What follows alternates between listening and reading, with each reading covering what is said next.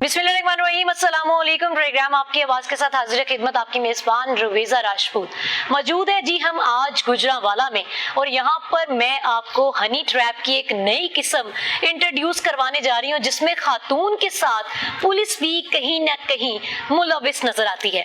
जी यहाँ पे एक शख्स के साथ क्या वाकया पेश आता है, इसी तरह का एक वाकया हमने लाहौर में खलीलुर रहमान साहब के साथ देखा भी सुना भी कि किस तरह वो हनी ट्रैप में आ गए। और इसी तरह गुजरांवाला के एक शख्स के साथ जी क्या होता है कि एक खातून उनको कॉल करती है और मदद की उनसे अपील करती है, 2000 रुपए का मुतालबा करती है। वो शख्स जब उनकी मदद कर देता है, वो मदद उस खातून की उस केस को अगर हम देखें तो जी वो मदद उसकी इज्जत लूटने के बराबर हो जाता है। अब उस खातून ने क्या क्या इनसे मजीद उसके बाद मुतालबात किए, क्या क्या बहतान लगाए और ये गिरोह कैसे काम करता है, आखिर इतने सबूत होने के बावजूद भी आज तक वो क्यों नहीं पकड़ा गया। पहले तो आपको मुतासरा शख्स से पूरी तफसीलन आपकी बात करवाते हैं, मुलाकात करवाते हैं कि क्या क्या हुआ, कितने केसेस हैं जिन पे अभी तक काम नहीं हो सका, और मजीद फिर इसको हम आगे देखेंगे हमारे साथ। जी इस वक्त हमारे साथ मुतासरा शख्स फैसल अशफाक मौजूद हैं, इनसे बाकायदा तफसील से बात जानते हैं। अस्सलाम वालेकुम। वालेकुम सलाम। फैसल भाई कौन ट्रैप कर रहा है आपको? जी मैडम, ये गिरोह है मेरे पीछे लगा हुआ, जिन्होंने काफी पर्चे मुझ पे करवाए हुए हैं। ठीक है, कितने पर्चे करवा दिए? ये तीसरा पर्चा है मुझ पे। तीसरा पर्चा करवा दिया है। कौन सा गिरोह है ये? मैडम ये पुलिस को सारा पता है, मेरी बिल्कुल हेल्प नहीं हो रही। मैं हर फार्म पे मैं गया हूँ, मैंने इनके CDR वगैरह वीडियो वगैरह हर चीज़ उनको दी है, लेकिन मेरी बात किसी ने नहीं सुनी। CPO के पास 5-6 दफ़ा मैं गया हूँ, SSB के पास भी मैंने दरखास्त दी है, लेकिन कोई भी मेरी बात नहीं सुन रहा मैडम। अच्छा, यहाँ पर हम कानून की अगर बात कर लें तो कानून का कोई SOPs ही नजर नहीं आते हैं। अगर किसी के पास एविडेंस नहीं है तो एविडेंस की बात करने लग जाते हैं, किसी के पास आई विटनेस नहीं है तो आई विटनेस की बात करने लग जाते हैं। जहाँ पर आपको तमाम सबूत दे दिए जाते हैं फिर भी कोई इन्वेस्टिगेशन, कोई कार्रवाई नजर नहीं आती है। ये सिस्टम क्या है, ये तो खैर मुझे बिल्कुल समझ नहीं आता है। अच्छा, मुझे तफसीलन बताएं कि ये बात कहाँ से शुरू हुई, क्या सिलसिला है? मैडम ये ना तकरीबन मैंने पिछले साल अपनी गाड़ी सेल की है, होंडा विजल। अच्छा, आपने शुरू से बताना है कि सबसे पहले क्या हुआ था, कैसे ये बात शुरू हुई? जी मैडम, मैंने ना गाड़ी सेल की थी होंडा विजल 40 लाख रुपए की। ठीक हो गया। पिछले साल 2023 में। किस महीने में? पहले महीने। अच्छा, जनवरी 2023 को आपने अपनी गाड़ी बेची 40 लाख की। तो मैडम तकरीबन जब मैंने पैसे क्लियर किए, उनसे पैसे लिए हैं, 5 दिन बाद ये गैंग मेरे पीछे, मेरी दुकान है इजी लोड की। ठीक है, तो ये औरत एक आती है, वो कहती है जी मैंने पैसे मंगवाने हैं, इजी पैसा का नंबर अपना दें। वो नंबर मैं देता हूँ, 1000 रुपये मंगवाती है और ना मेरा नंबर ले जाती है कि अगर मैंने आगे से भी पैसे मंगवाने हों तो आपके नंबर से मंगवा लूँ। मैंने कहा जी हमारा काम यही है, आप मंगवा सकते हैं। वो जाती है बीबी और दोबारा मुझे कॉल करती है आधे घंटे बाद। काफ़ी कॉलें करती है, मैं उसकी कॉल नहीं पिक करता। अगले दिन वही सिलसिला दोबारा शुरू होता है। औरत आती है, वो कहती है जी मुझे 2000 रुपया चाहिए। अच्छा, जब आप उसकी कॉल अटेंड नहीं करते तो वो दुकान पे फिर आ जाती है? नहीं, दुकान पे नहीं आती, वो कॉल पे मुसलसल मेरे पास रास्ते में मुझे फ़ोन करती है, लेकिन मैं कॉल नहीं रिसीव करता। 12:30 बजे रात को मैं कॉल रिसीव करता हूँ 16 तारीख को। तो वो मुझे रो के अवॉइड करती है बार बार कि मेरी बच्ची है, मुझे घर से निकाल रहे हैं, प्लीज़ मुझे 2000 रुपये की ज़रूरत है और इंशाल्लाह मैं थोड़े दिनों तक आपको दे दूँगी। मैंने उनको बोला ठीक है, आगे ना आप पैसे ले जाएँ। वो फैक्ट्री मेरी आती है और मुझसे पैसे लेती है और चली जाती है। अगले दिन जब मैं दुकान पे शाम को 4 मतलब ये मदद बेसिकली शुरुआत यहाँ से हुई कि ये जो मदद इन्होंने की इंसानियत के नाते ये इनके गले पड़ गई। जी मैडम, अगले दिन मैं दुकान पे जाता हूँ शाम को 4 बजे अपनी ड्यूटी पे, तो वो औरत और पुलिस वो साथ आते हैं मेरी दुकान पे और मुझे अरेस्ट करके ले जाते हैं। जी आपने इनके साथ जना किया है। हालांकि इस बात की कोई तस्दीक भी नहीं थी, कैमरे भी फैक्ट्री में लगे हुए थे। अच्छा, हर चीज़ मौजूद थी। लेकिन आपके पास वो फुटेज मौजूद है जिसमें वो खातून आती है और चंद मिनटों में ही वापस चली जाती है? क्या वो वहाँ बैठी? जी वो बैठी थी। कितनी देर बैठी? 2-3 मिनट बैठी थी। उसके बाद फौरन चली गई? जी मैडम। आपके ऑफिस के अंदर भी कैमरा था कि आपने उसे पैसे दिए, किसी के हाथ से दिए? नहीं, मैंने खुद दिए हैं, कैमरा लगा हुआ था ऑफिस में। पूरी वीडियो वो मौजूद है? हर चीज मौजूद थी। ठीक है, लेकिन पुलिस ने मेरी कोई बात नहीं सुनी। कितनी देर बाद उसने ये पर्चा दिया? अगले दिन मैडम। अच्छा जी, अगले दिन ही उसने जना का पर्चा दे दिया। ठीक हो गया। तो पुलिस मुझे गिरफ्तार करके ले जाती है और तकरीबन 11 दिन मुझे हवालात में बंद रखती है। अच्छा, आपकी कोई बात नहीं सुनी जाती? कोई बात नहीं सुनी जाती। तो पुलिस हमें इस चीज़ पे एग्री कर रही थी, आपका पर्चा जो जना करना ये 6 महीने साल लग जाएगा, आप पैसे दें। वो तो कह रही थी, जो औरत थी वो कह रही थी जी जो सी आपने गाड़ी बेची है ना, वो गाड़ी के पैसे दो। अच्छा, वो डायरेक्ट कह रही है, मतलब उससे कैसे पता है कि आपने गाड़ी बेची? भाई ने पूछा है मुझसे, आपको कैसे पता है? वो कह रहा है जी हमें इनका सब पता है, इनकी फैक्ट्री भी है, 3 दुकानें भी हैं, और इन्होंने गाड़ी बेची है, वो गाड़ी का 40 लाख रुपया हमें दें। तो वो करते गए। फिर पुलिस को हमने कहा जी हमारी तो ये नहीं सुन रही, अगर आपको मदद कर दें मेहरबानी, हमने जना नहीं किया, ऐसी कोई कार्रवाई नहीं हमने की। लेकिन उन्होंने फिर भी मुझसे 8 लाख रुपये वसूल करके हमें छोड़ा पुलिस ने। अच्छा, पुलिस ने 8 लाख रुपए मतलब किस सिचुएशन में लिया? सुलह करवाई या फिर आपको कहा कि हम जी FIR खारिज कर देंगे, या फिर आप पे मजीद कोई आपकी कार्रवाई नहीं होगी? किस तरह से आपने इतने पैसे दे दिए? हमें डरा धमका के 6 महीने साल का हमें कहा कि जी आप किस थाने में, कौन सा ऑफिसर था? दुल्ला थाना में मैडम सहरिश के पास तफ्तीश थी मेरी। अच्छा, और मैडम सहरिश ने ही कहा कि जी सुलह कर लें और इतने पैसे दें, हम उस खातून को दे देंगे? ये इस तरह की कोई बात हुई? जी मैडम, इसी तरह उन्होंने हमें कहा, डरा धमका के। हम शरीफ आदमी हैं। क्या डराया धमकाया आपको? मैडम यही कि 6 महीने आप जेल में रहेंगे, 6 महीने कम से कम साल। अच्छा, ठीक है। तो हम शरीफ लोग हैं, हमने अपनी इज्जत की खातिर 8 लाख रुपया दिया है और हमें अपनी जान छुड़वाई है, लेकिन ये गैंग फिर भी बाज नहीं आया। अच्छा, हम पे अभी मजीद भी पर्चे हम मेरे साथ करवा रहे हैं। उसके बाद ये जी, उन्होंने जब ये देखा कि इन लोगों ने 8 लाख रुपए दे दिए सिर्फ इसलिए कि बदनामी ना हो, और जाहिर है पीछे बच्चे हैं, इनके घर है, घर के ये खुद कफील भी होंगे, जाहिर है सारे मामला डिस्टर्ब हो जाएंगे। उन्होंने कहा जी इन्होंने इसके बाद हम पे पर्चा नहीं किया, तो चलो अब इन्हीं को ही घेर लेते हैं और तंग करना शुरू कर देते हैं। अब ये गैंग, अभी बात शुरू हुई है, अभी आप देखें कि ये गैंग किस तरह से इनको तंग कर रहा है। ये पहला केस था जी। उसके बाद मैडम 8 महीने बाद 9वें महीने में वैसे आपने 8 लाख देते हुए ये नहीं सोचा कि हम कहीं और जाएं, भाइयों को कहो, घर में किसी को कहो कि हम इन पे केस करवाएं, इनकी इन्वेस्टिगेशन कराई जाए? सारा कुछ मैंने किया। उसके बाद मैं कोर्ट चले जाए? जी, मैं CPO के सामने पेश हुआ था 2 महीने बाद। अच्छा, CPO साहब ने फिर इंक्वायरी की थी, लेकिन इंक्वायरी का उससे पहले नहीं, पैसे देने से पहले की बात बताएं। जो आप 11 दिन हवालात में रहे बगैर किसी गुनाह के, जी, उस पे आपने किसी को नहीं बुलाया, कोई लॉयर नहीं करवाया? पुलिस के हम काफी तरले करते रहे हैं कि मेहरबानी करें हमारी जान छोड़े। हमने ऐसा कुछ नहीं, हम वीडियो भी दी है इनको, लेकिन उन्होंने किसी बात पे, हमारी कोई बात पे यकीन ही नहीं किया, हमें किसी पास जाने नहीं दिया, किसी तरह का फॉर्म यूज नहीं किया। DNA करवाने गए हैं उधर लाहौर में, हम गए हैं इधर, हमें ना गाड़ी में घुमाते रहे हैं, लेकिन इन्होंने DNA भी नहीं करवाया। यही बात सारी मैं फिर CPO के पास पेश हुआ हूँ। उन्होंने इंक्वायरी करके वो जो तफ्तीशी थी मेरी उसको मुअत्तल किया है, लेकिन मुअत्तल करने से क्या, मेरे पैसे तो वापस नहीं इन्होंने दिए। और आपको क्या कहा कि वो पैसे कहाँ गए हैं? वो खातून ले गई है। खातून ले गई है, मतलब कि जी अब तो मेरा ख्याल है अदालतें तो बंद हो जानी चाहिए, क्योंकि मामलात तो पुलिस स्टेशन और थानों में ही ख़त्म हो जाते हैं। पुलिस ऑफिसर्स बैठ के या तो सुलह करवा देते हैं, या कुछ एक अमाउंट, एक ऐसी रकम सेट कर दी जाती है जो सामने वाली पार्टी को दे दी जाती है। तो मेरा ख्याल है कि अदालतों को तो ख़त्म कर देना चाहिए, जज साहिबान तक तो बात ही नहीं पहुँचती है, कोर्ट्स तक भी नहीं जाती है। अब ये जी गैंग किस तरह से काम कर रहा है कि एक उन्होंने देखा जी शरीफ फैमिली है, इनसे पैसे किस तरह से निकलवाने हैं, वो पैसे लेकर जी जनाब चले गए हैं। यहाँ पर मैं बात करना चाहूँगी वुमेन राइट्स के हवाले से कि बज़ाहिर मैं खुद एक लड़की हूँ, एक खातून हूँ। चीज़ तो बहुत अच्छी है कि आपको प्रोटेक्शन फील होती है कि जी हम लोग जाते हैं कोई केस लेकर तो उस पर जो है फ़ौरन से रिएक्ट किया जाता है, और FIR की अगर हम बात करें तो वो भी फ़ौरन दे दी जाती है, केस को ऑन किया जाता है। लेकिन खुदारा इसमें भी चीज़ें देख लिया करें, क्योंकि 5 फिंगर्स आर नॉट इक्वल कि आप हर खातून को ही समझते हैं कि जी ये खातून है, हमने जी इनकी ऑनर कर लिया, बाकी जो सामने वाला बंदा है वो तो दहशतगर्दी है आपकी नज़र में।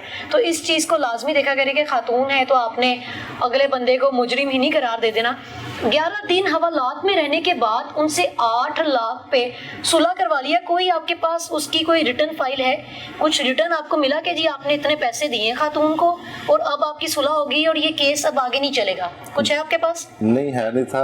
अखराज रिपोर्ट जी उन्होंने लिख के दिया था, उसके अंदर लिखा हुआ है कि 8 लाख रुपया दिया आपने? जी बिल्कुल दिया है, खातून को दे दिया, और इससे अब आपका कोई ताल्लुक नहीं है, चली गई है? जी बिल्कुल। अच्छा, फिर क्या हुआ? फिर उसके बाद मैडम दोबारा वारदात मेरी दुकान पे होती है, उसमें भी एक बीडी दुकान पे आती है, वो मुझे किराए का मकान लेने के लिए कहती है। अच्छा, मतलब कि जो 40 लाख पे नजर थी उसमें से 8 लाख तो दे दिया, अब उन खवातीन की, उस गैंग की नजर में बाकी 32 लाख बचे हुए हैं। अब वो क्या करते हैं जी, उन्होंने क्या किया जी? जी दुकान पे आई है, मुझे कहते हैं मुझे किराए का मकान चाहिए। मैंने उनको बोला जी प्रॉपर्टी डीलर से रब्ता करें, मैं किराए का मकान नहीं खरीदता फरोख्त करता। उन इतनी देरी तो थोड़ी बात होती है 5 मिनट, और एक 3 मसाला आदमी मेरी दुकान पे आते हैं और मुझे पिस्टल के जोर पे मुझ पे नकदी 3.5 लाख रुपया और एक टच मोबाइल डब्बा पैक वो लेके फरार हो जाते हैं। ठीक है, और मैं जाके अगले दिन FIR करवाता हूँ, वो मेरी FIR हो जाती है। 15-20 दिन बाद मुझे पता चलता है जी ये वही गैंग है, वही बंदे हैं जिन्होंने मेरे साथ पहले भी वारदात किया जिसमें उन्होंने 8 लाख रुपया लिया। अच्छा फैसल साहब, ये आपको कैसे पता चलता है, ये बताएं। मैडम ये मोहल्ले में लड़कों ने हमें बताया है कि ये वही गैंग है औरतों वाला, ये हर बंदे के साथ इस तरह ही करते हैं। अच्छा। मैं इनकी शक्लें देखता हूँ, इनके मकान जाकर देखता हूँ, इनका CDR निकालता हूँ कि ये क्या ये वही बंदे हैं। तो उससे साबित CDR से यही होता है ये वही बंदे हैं। और पुलिस के पास मैं जाता हूँ, पुलिस कहती है हाँ बिल्कुल ठीक है ये बंदे वही हैं, ये गैंग है। वो उनको नामजद करते हैं, लेकिन उन्हें पकड़ने से कासिर है पुलिस। जी अच्छा, ਤੁਹਾਡੇ ਨਾਲ वारदात हुई है, फिर ਤੁਸੀਂ ਕੀ ਕੀਤਾ? फिर मैडम मैं अगले दिन जाता हूँ FIR कटवाने बुल्ले थाने में, और मेरी FIR हो जाती है। उसके बाद मुझे 15-20 दिन बाद पता चलता है ये वही गैंग है जिसने मुझसे पहले 8 लाख रुपया लिया है। ठीक है, उसके बाद वो मुझे इसकी तस्दीक कौन करता है?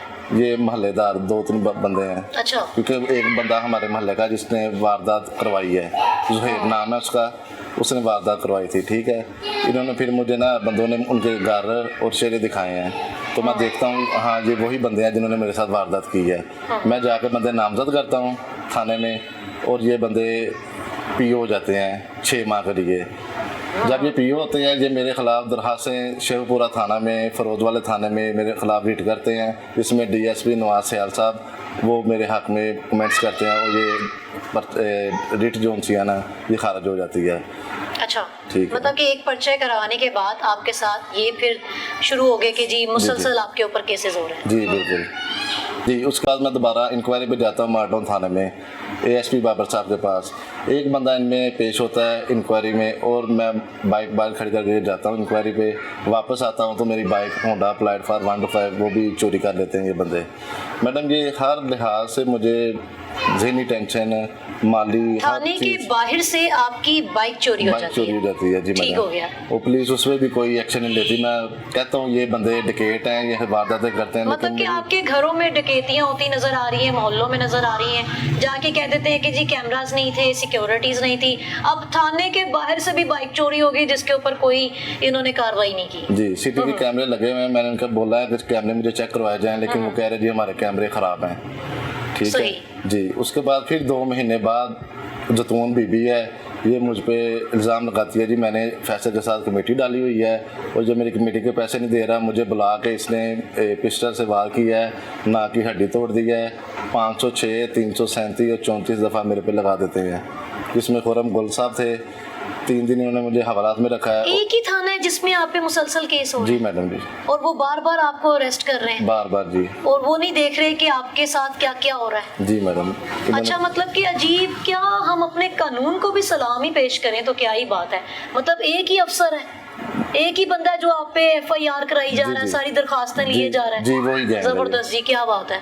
और 3 दिन बाद बाबर साहब ASP साहब थाने में आते हैं, मैं उनको हवालात के आगे आवाज़ देता हूँ, बाबर साहब मेरी बात सुने, मैं फैसल, उन्होंने मुझे मेरे नाम से पहचान लिया है। वो आते हैं हवालात के आगे और मुझे कहते हैं ये इस बंदे की इंक्वायरी सुबह मेरे पास भेजें, औरत को भी और फैसल को भी। मैं सारे केस को हेड जानता हूँ, मुझे पता है। इतनी बात हुई है, अगले दिन खुरम गुल साहब ने मुझे अरेस्ट किया था, उन्होंने मुझे छोड़ दिया। अच्छा। ठीक है, वो बेगुनाह कर दिया है। उसके बाद 2 महीने गुजरते हैं, फिर मेरे साथ जनाह का पर्चा दे देते हैं। और ये पर्चा ऐसा है मैडम, उस दिन जिस दिन का वकूआ उन्होंने बनाया उस टाइम मैं थाने में मौजूद हूँ। पूरा अमला कह रहा है कि फैसल थाने में मौजूद है, मुंशी, सब इंस्पेक्टर्स, हर बंदा कह रहा है। SHO समेत सरवत हकीम साहब लगे हुए थे, उन्होंने कहा जी वाकई ये बंदा इधर मौजूद। इसके बावजूद मुझ पर पर्चा अभी 2.5 महीने हो गए हैं, ना कोई कार्रवाई ना तफ्तीश, शाम तफ्तीश भी मैं हुआ हूँ। मतलब कि जो आखिरी जना का पर्चा है उस वक्त आप थाने में मौजूद थे? जी मैडम। अच्छा, सही। और शाम में तफ्तीश भी होता हूँ, लेकिन वो औरत नहीं आती है। लेकिन फिर भी अभी तक 2.5 महीने हो गए, मेरे पर्चे की कोई सुनवाई नहीं हो रही। मैं CPO साहब के पास भी पेश हुआ हूँ, SSP के साथ पेश भी हुआ हूँ, लेकिन मेरी कार्रवाई कोई भी नहीं कर रहा मैडम अभी तक। अच्छा, मतलब कि आप आला अफसरान तक गए हैं लेकिन सुनवाई कहीं नहीं हो रही मैडम। सही हो गया, केसेस वैसे ही हैं। अच्छा, जी। ये गिरोह की कार्रवाई चेक करें आप कि एक इन्होंने पर्चा दिया है उनके खिलाफ, वारदात जो उन्होंने की है, उसके बाद से वो इनके पीछे ही पड़ गया है, मतलब जना के पर्चे बार बार दे रहे जी हैं। मैडम। जहाँ ये कोई अपनी कन्वेंस लेकर जाते हैं, वो उठा ली जाती है और पता नहीं क्या क्या करते जा रहे जी हैं। मैडम। अब आपने क्या कार्रवाई की है, मतलब अब आप क्या किया आपने, कोई कहीं गए हैं इसके बाद? नहीं मैडम, अभी तो मैं थक गया हूँ, हर अफसरान के पास मैं गया हूँ, मेरी बात कोई भी नहीं सुन रहा। ठीक है कितने पर्चे हो गए हैं टोटल आप? मैडम, 3 हो गए हैं। 3 पर्चे हो गए हैं जी अभी मैडम। तक? तीनों ही जना के पर्चे हैं? जी मैडम। तो एक ही बीबी ने कराए हैं? नहीं मैडम, लहदा गिरोह है। मुखबर आप कहते हैं कि मोहल्ले वाला है? जी मोहल्ले वाला है। जुहेब नामी शख्स जुहेब है? नामी शख्स है। जी मैडम। अच्छा, उसका इनके साथ क्या ताल्लुक है, कुछ पता चला है आप? जी मैडम, ये गैंग की शक्ल में काम करते हैं और जुहेब की इन्होंने और भी पर्चे करवाए हैं लोगों को जना के, उसकी वीडियो भी वीडियो भी मेरे पास मौजूद है। अच्छा, फिर- मतलब कि आप अपने बलबूते ही तमाम एविडेंस इकट्ठे करके बैठे जी, हैं? इतनी तफ्तीश इनके खिलाफ पुलिस ने नहीं की जितने एविडेंस और तफ्तीश मेरे पास है इनकी। ये बहुत बड़ा गिरोह है मैडम, इनके खिलाफ कार्रवाई होनी चाहिए और लोगों को भी इनसे छुटकारा मिलना चाहिए। अच्छा फैसल भाई, मुझे ये बताइए कि ये जो खातून है, जी।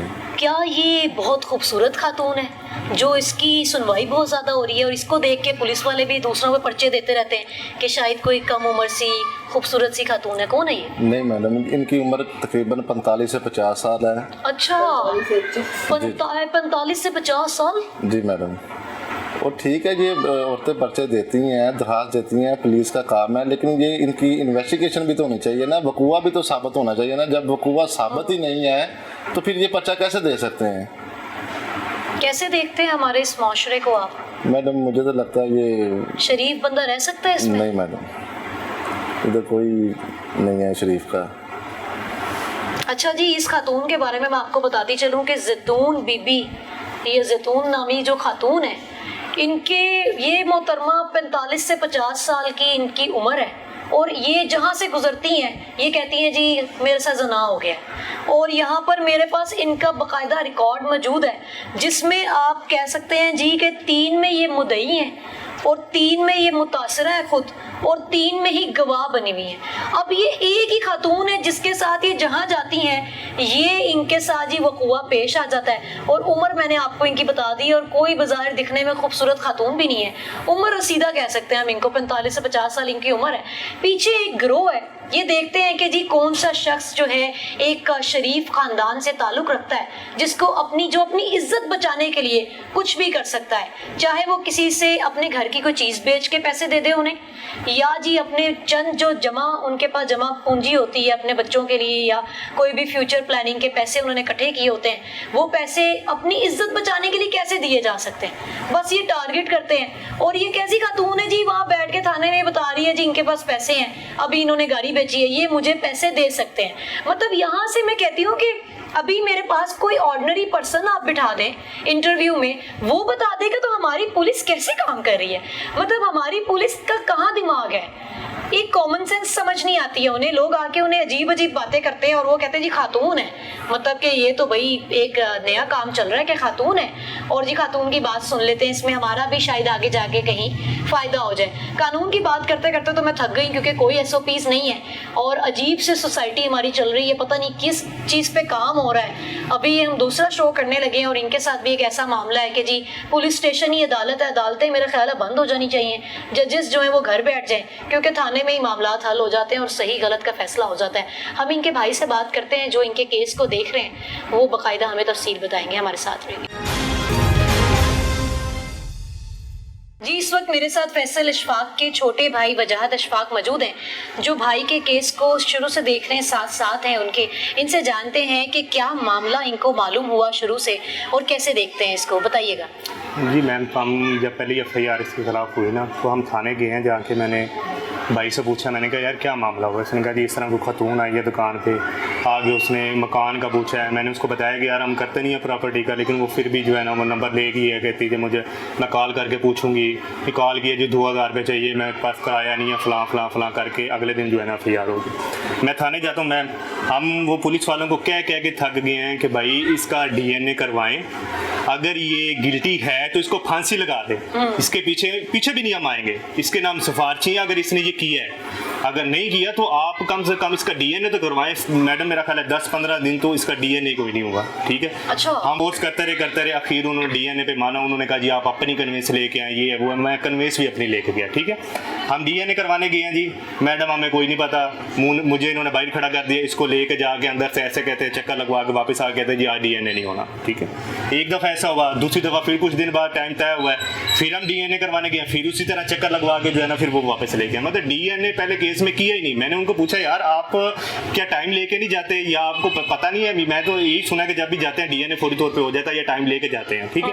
बाकी वो डीएनए पुलिस वालों ने करवाया। पुलिस वाले बजिद थे इस बात पे कि यार आप सुलह करो, ये पैसों की डिमांड कर रहे हैं, आप हमें बताएं हम खत्म कर देते हैं। मैंने कहा जी कैसे? उन्होंने कहा जी ये 15 लाख रुपए आप हमें दें, हम इसको अच्छा। खत्म करते हैं। हाँ जी। मैंने कहा आप हमें सुलह की तरफ लेके जा रहे हैं, हम कोई गुनाहगार है? बिल्कुल। हमने तो कुछ किया ही नहीं, हम क्यों पैसे दे, किस चीज के पैसे दे? आप तफ्तीश करें, आप तहकीक करें। जैब कुआ पे भी गए हैं एक दफा, या आपने इसको इंटरोगेट करें, वो मदैया को बुला के आपने पूछा भी है कि कुछ हुआ है, कैसे हुआ है, किधर हुआ है? उसको एक दफा नहीं उन्होंने बुलाया। करते करते मैडम हमने 8 लाख रुपया दे के वो उससे जो है ना जान छुड़वाई हमने, ठीक है। उसके बाद वैसे आपने मुझे बताएं वजाहत भाई, जी। क्यों दिया 8 लाख रुपया? मैडम क्या आप करें, गिल्टी थे? आप इसके बच्चे देखें, कोई 3 साल का है, 5 साल का, 4 साल का है। मतलब हम अपनी इज्जत बचाने के चक्करों में कि यार ये इतना एक गंदा किस्म का ये केस है, ये मुकदमा घिनौना से इल्जाम लगा रहे कि ये इल्जाम इतना बुरा कि शर्मिंदगी होती है, किसी को बताने के लायक नहीं था कि यार हमारे साथ हो क्या गया है, ठीक है। हमने अपनी जान छुड़ाने के लिए, इज्जत बचाने के लिए, कारोबार तबाह हो गया, हमने जो है ना पैसे देकर जान छुड़वा ली, ठीक है। लेकिन उसके बाद इन गैंग को कह ले कि मुंह को खून लग गया, इनको पता चल गया कि यार ये शरीफ शहरी हैं, इनको कुछ पता नहीं है थाने कचहरी का, इन पे FIR करवाओ, डिमांड करो, इनको अजियत दो कि इनको 4 महीने 8 महीने पता है कि डीएनए नहीं आना। ये बात मतलब कि इन्होंने पहले इल्जाम में आवाज बुलंद नहीं की तो इन्हें मजीद लूटा जा सकता है। मैडम ये केस इतना गंदा था, हम कहते हैं यार जो हो गया छोड़ो इसको, बदनामी वाला केस है। लेकिन वो दूसरी जब FIR हुई उसमें उन्होंने बताया जी मेरी नाक की हड्डी तोड़ दी, कमेटी डाली थी, ऐसे वैसे। हम वो नहीं, ये खातून हमेशा चेंज करते हैं। अच्छा। चेंज करके, ये पूरा गैंग है, खातून चेंज करके ये बेचते हैं। खुरम गुल साहब थे SHO, उनको हमने कहा कि जी आप हमें इसका ना मेडिकल दें। वो सर मैडम इतने वो कोई सख्त किस्म के अफसर, या मैं कहूँगा कि करप्ट किस्म के अफसर, उन्होंने ये छोटे भाई मेरा गया था, इसको उन्होंने गालियाँ दे के भाई निकाल दिया कि तू कौन होता है मेडिकल मांगने वाला, जा अपने भाई का जमानतें कराओ, वैसे करो वैसे करो। हमें वो थाने के अंदर भी नहीं जाने देते। बाबर साहब है, मैं उनकी तारीफ करूँगा, DSP ASP साहब हैं, उन्होंने इसको बुलाया। और जिस दिन मैडम बुलाया मैं उस दिन का वकूआ आपको बताता हूँ कि उन्होंने सुबह मदई को, मेरे भाई को और SHO को तलब किया कि आए मैं आपकी बात सुनता हूँ, ठीक है। क्या वो खातून पेश हुई? वो SHO जो साहब हैं उन्होंने हमें फोर्स किया कि आपने ASP साहब के पास नहीं जाना, आप इधर थाने आए। अच्छा। मैं बजिद था कि उधर जाना है कि उन साहब ने बुलाया, वो आप बात सुनते हैं। इस बात का गुस्सा करते हुए वो खुरम गुल SHO साहब हैं, उन्होंने भाई को हवालात के अंदर से निकाल के कैमरे की आंख से थोड़ा सा पीछे करके इसके ऊपर तशद्दुद किया कि आप क्यों ASP साहब के पास जा रहे हैं, ठीक है। मुझे पता चलता है, मैं वापस थाने आता हूँ, मुझे वो कहते हैं इसको ले जा, खैर है कुछ नहीं, मैं देख लूंगा। मैं क्यों देख लेंगे, आप इसको करें गिल्टी, अगर ये गिल्टी है इसको पकड़ के अंदर दें, मैं इसको सिफारिशी नहीं हूँ, ठीक है। लेकिन वो जैसे तैसे भी है। मैंने फिर उनको कहा कि इस खातून के खिलाफ मैं FIR देता हूँ कि इसने हमारी इज्जत खराब करने की कोशिश की है, इसके खिलाफ मेरी एप्लीकेशन लिखे। उन्होंने मुझे भी गालियाँ निकाली, मुझे भी बाहर निकाल दिया कि आप निकल जाए इधर थाने से बाहर। उन्होंने मतलब उस खातून को भी फरार कर दिया, दर्ज नहीं की गई, नहीं की गई, और भाई को जो है ना वो छोड़ दिया। उन्होंने कहा जी आप ले जाएं इसको। अब आज तीसरे मुकदमे में, अब तीसरा मुकदमा जब हुआ, हम पेश हो रहे हैं, तफ्तीशी जो है हमारी, वो तफ्तीश पता नहीं क्या किस किस्म की वो कर रही हैं कि हमें वो बुला लेती हैं। इस टाइम पे हम 4 घंटे 5 घंटे 6 घंटे थाने में बैठ के मुंह उठा के जो है ना वापस आ जाते हैं। पता क्या चलता जी कि वो मदई नहीं आई। वो इतनी नवाबजादी है कि उसके साथ इतनी जुल्म ज्यादती है, अगर वो कह रही है होगी है कि वो थाने में नहीं दोबारा आ रही, आगे बता ही नहीं रही अपना कि मेरे साथ हुआ क्या है। इस मामले को मैडम आपकी मेहरबानी है, मैं CM साहिबा जो मरीम नवाज साहब हैं, मैं उनसे दरख्वास्त करता हूँ कि वो वुमेन एम्पायर की बात करती हैं, अच्छी बात है। ये औरतें हम इज्जत करते हैं, सबकी, हमारे भी माए बहन हैं, हम उनकी इज्जत करते हैं, लेकिन जो इस तरह की पेशावर घटिया किस्म की जो औरतें हैं वो इस कानून का नाजायज़ फ़ायदा उठाती हैं, उनका जिम्मेदार कौन है? आप भी एक औरत है, आप भी अब थोड़ा सा सोचें कि ये इस कानून को आपने इतना फ्री हैंड दिया है। मतलब अगर वो औरत है उसकी इज्जत है, हम मर्द है हमारी इज्जत कोई नहीं, इसकी बीवी की, इनकी बहन की या मेरी बीवी बहन की कोई इज्जत नहीं है। वो क्या सोचते हैं कि यार ये क्या मतलब आए रोज ये मुकदमा हो रहा है, मतलब जो वो पेशावर औरत है मुंह उठाती है, थाने जाती है, फौरी तौर पे FIR हो जाती है।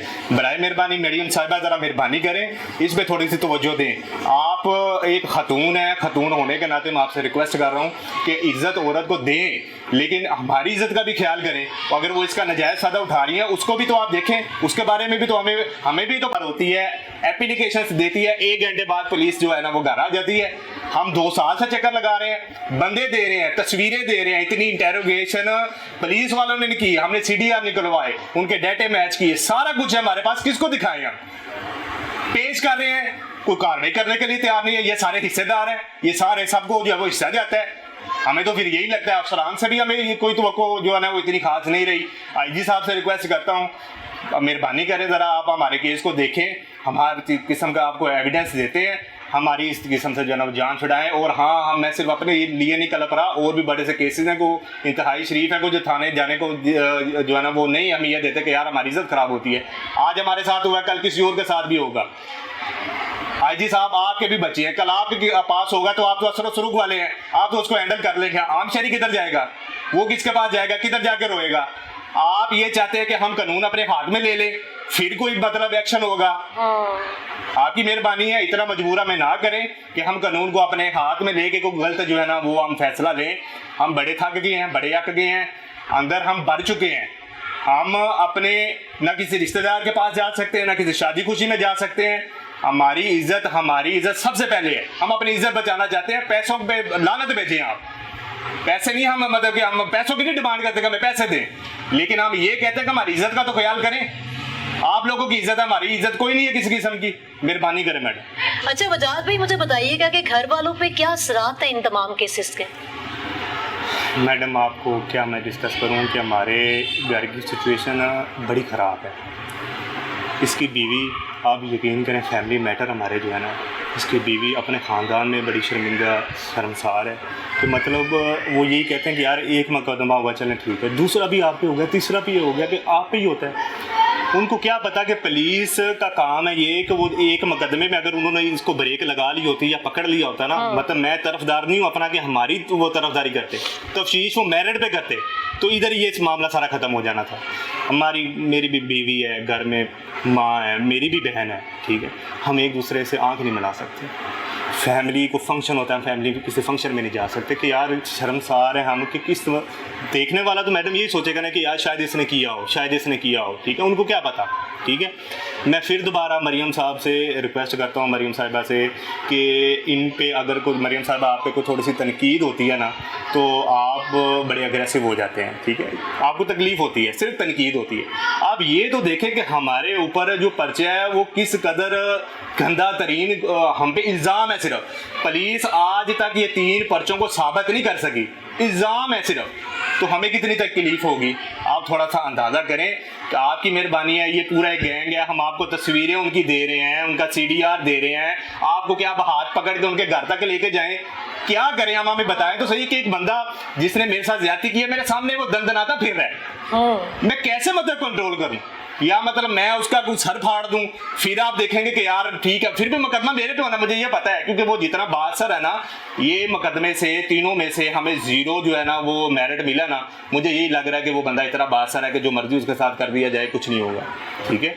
आप मेहरबानी करें कि इस हद तक हमें ना लेके जाएं कि हम खुद जो है ना वो अपने कानूनी रास्ता छोड़ के खुद अपना रास्ता को इख्तियार करें कि जो बाद में हमारे गले पड़ जाए, ठीक है। हम शरीफ शहरी हैं, हम अभी भी इल्तिजा करते हैं, इतना कुछ होने के बावजूद भी अभी हमें कानून का एहतराम है, अभी भी हमें तवक्को है आला अफसरान से, IG साहब से, CM साहब से, मरीम नवाज साहिबा से। आपकी मेहरबानी है, इस केस को फौरी तौर पे देखा जाए।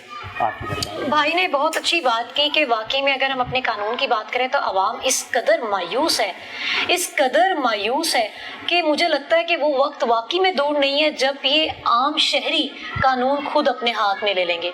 जाहिर है इंसाफ नहीं मिलेगा। अब इल्ज़ाम नहीं, एक बहतान लगाया गया है। और अभी भाई ने बात की कि 3 के 3 जो पर्चे हैं साबित नहीं हुए, और जी थाने में बुलाया जाता है, इन्वेस्टिगेशन नहीं की जाती, कहा जाता है जी पैसे दे दें सुलह करवा देते हैं। भाई वो क्यों पैसे दे दें? उन्होंने क्या किया वो जो पैसे दे दें? ये कैसा कानून है? मतलब आप थाने में ही सब तय कर लेते हैं कि जी हमने इसको इतने पैसे देने हैं, सामने वाले को इतने पैसे देने हैं, या फिर हमारे यहाँ पर वीवीआईपी और प्रोटोकॉल सिस्टम इस मुल्क में से बिल्कुल खत्म नहीं हो सकता। मतलब जी जो आम फैमिली है, कोई गरीब है, कोई मिडिल क्लास है, उसकी कोई हैसियत नहीं है, और जिसके पास पैसा है सिर्फ वो अफसर है भाई, और आला अफसरान तक बात भी उसी की सुनी जाती है। अब एक शख्स थाने में बैठा हुआ है, अपना जी पर्चा कराने गया, बाहर से उसकी बाइक चोरी हो जाती है और उसकी कोई इन्वेस्टिगेशन नहीं है, मतलब कहीं उसकी भी सुनवाई नहीं है। मैं हैरान हो गई, मेरे पास तो अल्फाज ही खत्म हो गए कि भाई ये कहीं मोहल्ले में, किसी सोसाइटी में, वहां कहीं पे चोरी नहीं हुई, आपके थाने के बाहर से चोरी हो गई है, फिर भी आपको नहीं पता कि बंदा कौन है। अब यहाँ पर बात कर लेते हैं हम सबूतों की कि जी एविडेंस नहीं है, जी गवाह नहीं है, ये नहीं है, वो नहीं है, यहाँ पर सब कुछ है फिर भी कार्रवाई नहीं होती है।